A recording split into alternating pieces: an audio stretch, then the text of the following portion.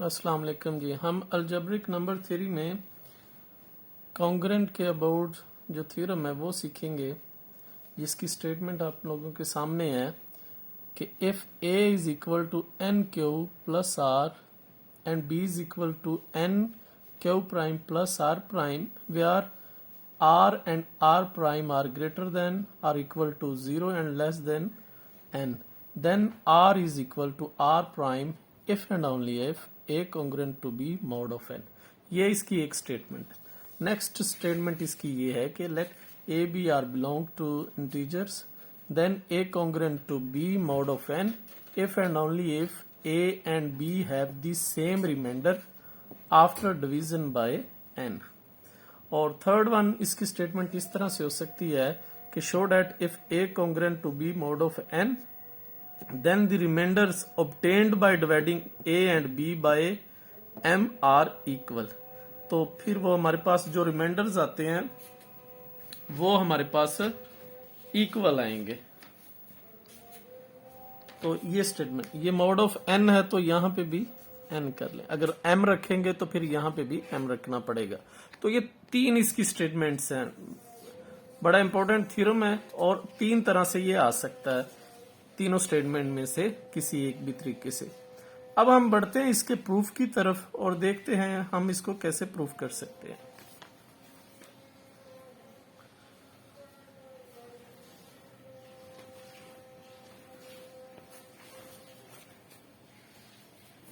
तो इसके प्रूफ के लिए हम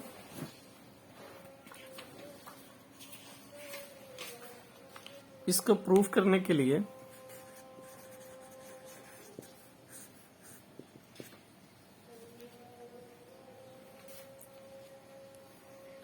थोड़ी सी हम तकनीक सीख लेंगे कि ये किस तरह से हमें ये थ्योरम कहना क्या चाहता है। थ्योरम की स्टेटमेंट के मुताबिक हम कुछ इस तरह से इसको सीख सकते हैं। पहले हम चेक करें कि ये कहना हमसे क्या चाहता है, फिर हम इसके प्रूफ की तरफ भी बढ़ते हैं।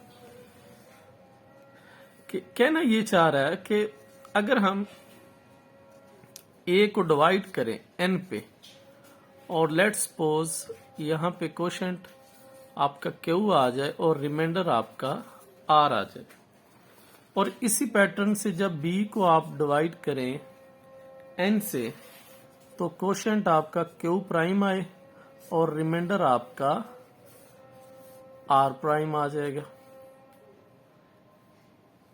तो अब ये इस तरह से इसको समझ लें कि अगर स्टेटमेंट हम नंबर 1 को देखें कि स्टेटमेंट क्या है कि a इसके इक्वल है और b इसके इक्वल है, और हमारे पास जो r और r प्राइम है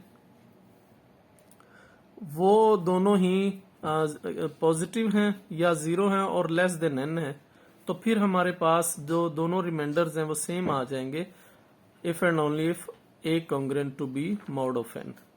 तो हमने उसी पैटर्न से यही किया है कि हमने a को n पे डिवाइड किया है और हमारे पास रिमाइंडर आ रहा है। इसी तरह b को n पे डिवाइड किया तो quotient r prime q prime आ गया और रिमाइंडर हमारे पास r प्राइम आ गया।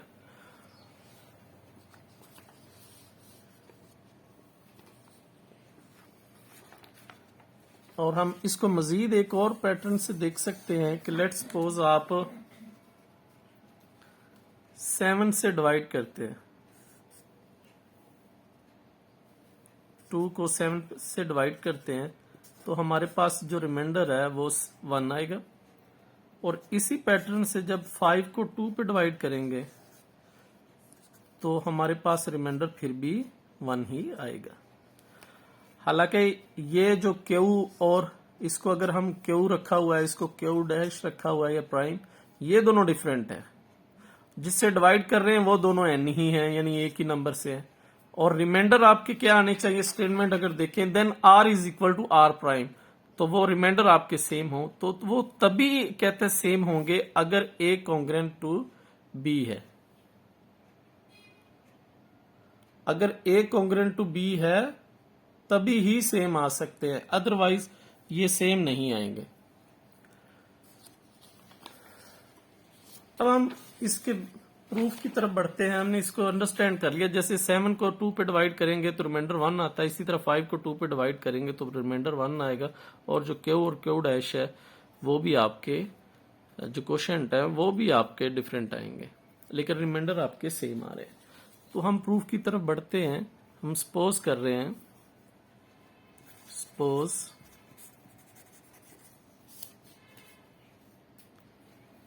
R is equal to R prime.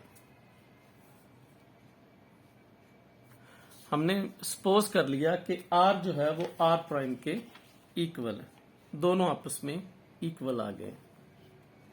यही तना अगर आप थ्योरम की स्टेटमेंट पढ़ें कि इफ एंड ओनली इफ से पहले एक स्टेटमेंट है और एक इफ एंड ओनली इफ के बाद स्टेटमेंट है, तो हमने इसको लेट करना है और हमने प्रूफ करना है ए कॉन्ग्रेंट टू बी। और इसी पैटर्न से हम आपने कन्वर्सली चल पड़ना है कि इसको लेट करना है और प्रूफ करना है r is equal to r prime. तो सबसे पहले हमने r is equal to r prime let कर लिया, या इसको हम ऐसे भी लिख सकते हैं r minus r prime is equal to 0। Then हमने कहा कि रिमाइंडर सेम है, then a minus B is equal to n Q plus are minus, अब हमें पता है ए और बी की वैल्यूज क्या है। अगर आप स्टेटमेंट इसकी देखें तो हमारे पास ए की values n Q plus r है, तो ए माइनस बी हम कर रहे हैं तो हमने ए की वैल्यूज लगा दी और फिर हम बी की वैल्यूज लगा देंगे। बी की वैल्यूज हमारे पास ये रही, तो बी की वैल्यूज हमारे पास है n Q prime plus r prime, ये हमने उसकी वैल्यूज लगा दी। अब हमारे पास ये आ गया N Q plus are minus N Q prime minus Q R, और यहां से हम ये कर सकते हैं कि N Q minus N Q prime और plus are minus are dash, इसको हमने इकट्ठा कर लिया। और यहां से हमें पता है कि आर माइनस आर प्राइम जो है वो हमने रखा हुआ है 0 के इक्वल, तो ये वाला फैक्टर सारा 0 आ जाएगा और यहां से एन कॉमन आ जाएगा और क्यू माइनस क्यू डैश आ जाएगा और ए माइनस बी। तो यहां तक हम पहुंच गए कि हमारे पास A minus B is equal to N into Q minus Q prime है।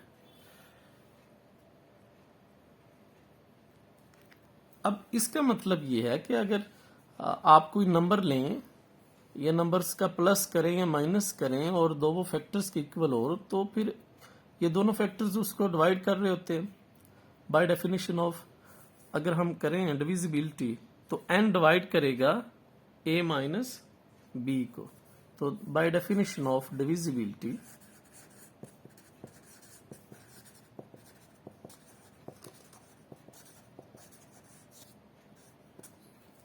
अगर डेफिनेशन डिविजिबिलिटी की नहीं आती तो हम उसको देख लेते हैं पहले, फिर हम आगे बढ़ जाएंगे थ्योरम की तरफ। तो डिविजिबिलिटी की डेफिनेशन जरा देखिएगा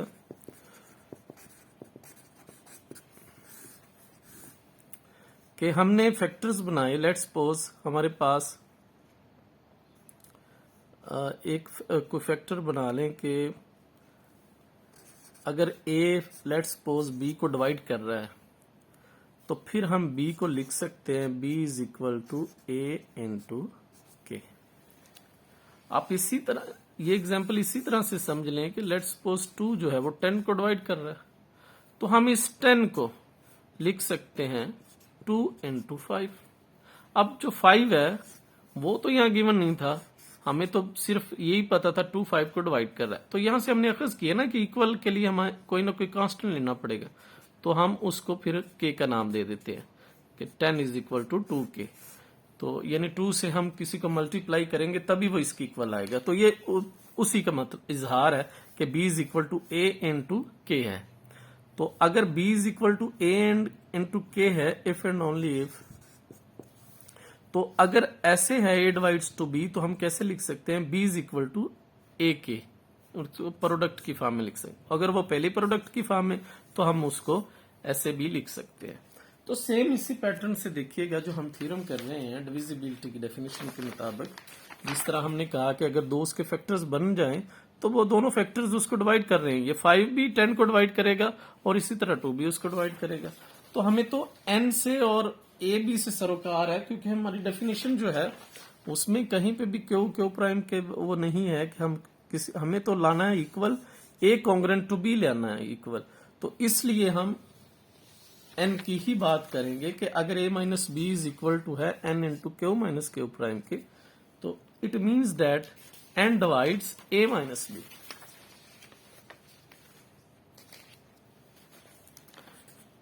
this implies that n divides a minus b. इसका मतलब ये हुआ कि n डिवाइड्स कर रहा है a माइनस बी को। अब इससे पहले कि हम अगला लिखें उससे पहले फिर आप रिकॉल कर लें कि कॉन्ग्रेंस की जो डेफिनेशन है वो क्या थी, कि अगर a कॉन्ग्रेंट टू b है मॉड ऑफ n, हम उसकी डेफिनेशन क्या करते हैं, हम करते हैं जो n है वो डिवाइड करे a माइनस b, इनके डिफरेंस को वो डिवाइड करे। तो अब वो n जो है वो इनके डिफरेंस को डिवाइड कर रहा है।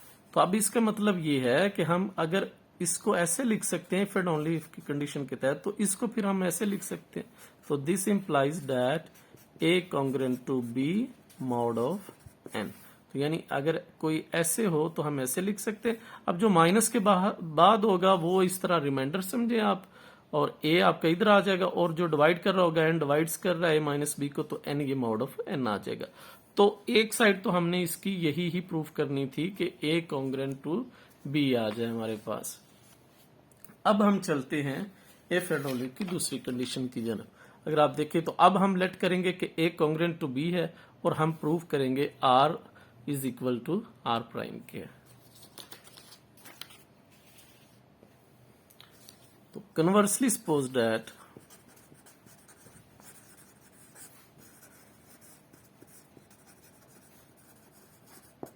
अब कन्वर्सली सपोज हमने कर लिया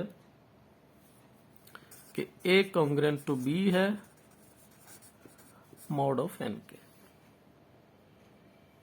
तो बाय डेफिनेशन ऑफ कॉन्ग्रुएंस इसका मतलब क्या है कि n डिवाइड्स करेगा a माइनस बी को bye definition of congruence.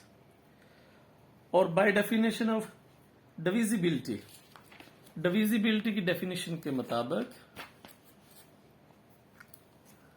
Bye definition of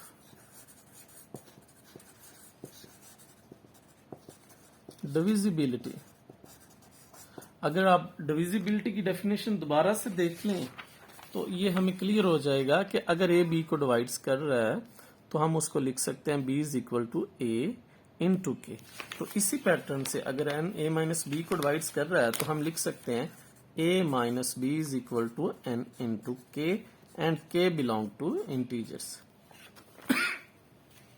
तो हम इसको ऐसे लिख सकते हैं।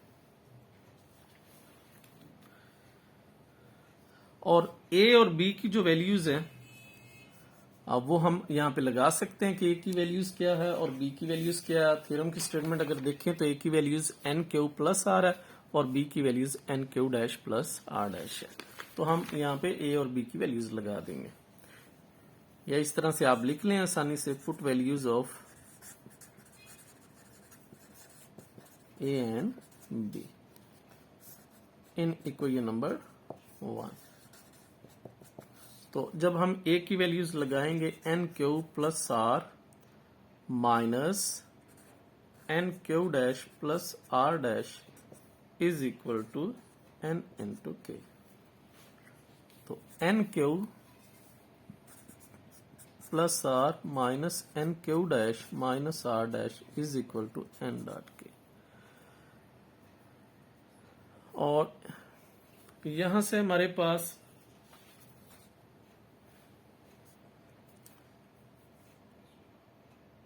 ये आ जाएगा r minus r dash is equal to n Q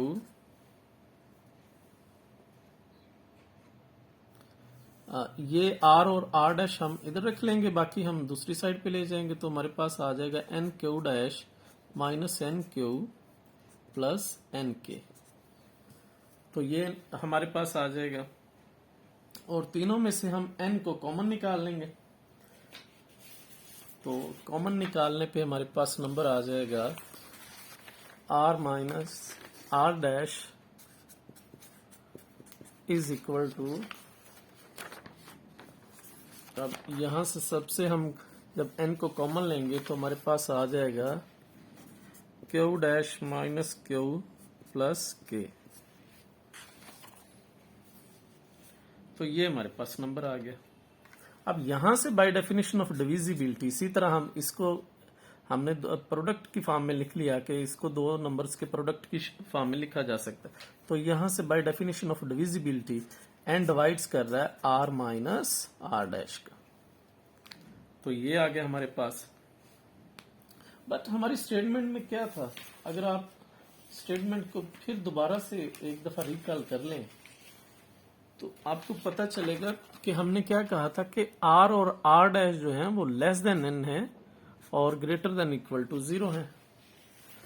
तो बट यहां पे हम लिखेंगे but r comma r dash r less than n, ये दोनों लेस देन एन है।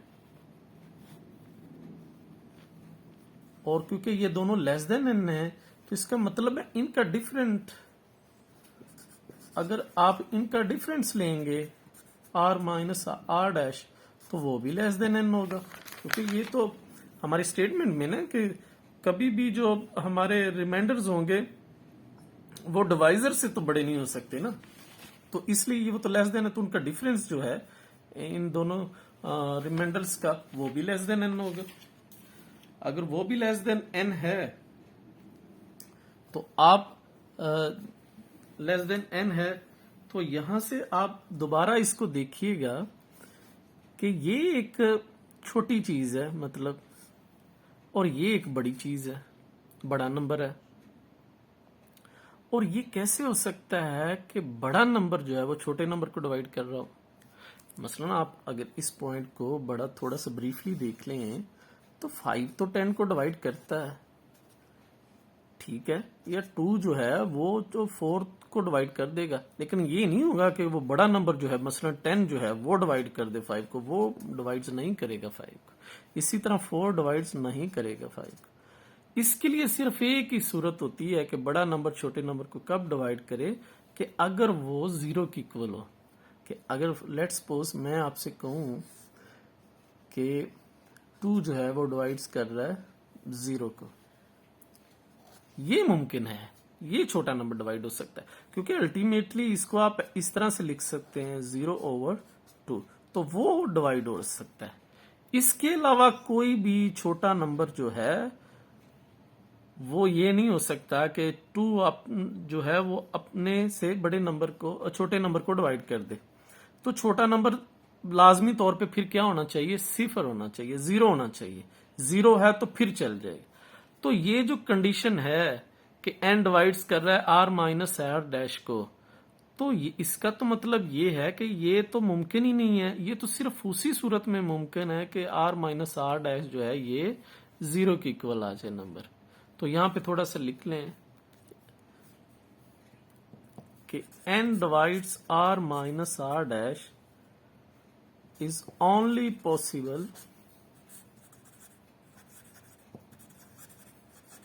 if r minus r dash is equal to 0। ये तभी मुमकिन है कि जब उसका आंसर जो है वो 0 के इक्वल आ जाए और यहां से हमारे पास r की वैल्यूज r प्राइम के इक्वल आ जाएगी, यानी उनके रिमाइंडर भी सेम आ जाएंगे।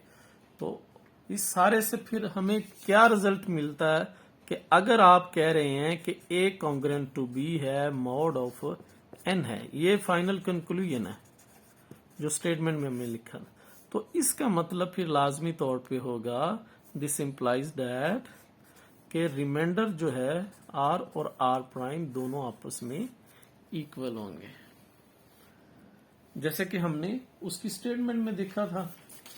अब यही बात आप यहाँ पे कि A इसके इक्वल है, B इसके इक्वल है, तो आप अगर कह रहे हैं कि A congruent to B mod of n है तो फिर R और R प्राइम दोनों इक्वल होंगे। यानी अगर n A को डिवाइड्स करे या n B को डिवाइड्स करे तो आप उसके फिर रिमाइंडर को सेम लिखेंगे अगर दोनों वो कॉन्ग्रुएंट है। तो ये हमारा थ्योरम था कॉन्ग्रुएंट्स के अबाउट, बड़ा इंपॉर्टेंट थ्योरम है और तीनों स्टेटमेंट्स में इससे पूछा जा सकता है। तो होपफुली आप लोगों को समझ आई होगी। आज के लिए इतना ही। अल्लाह हाफिज़।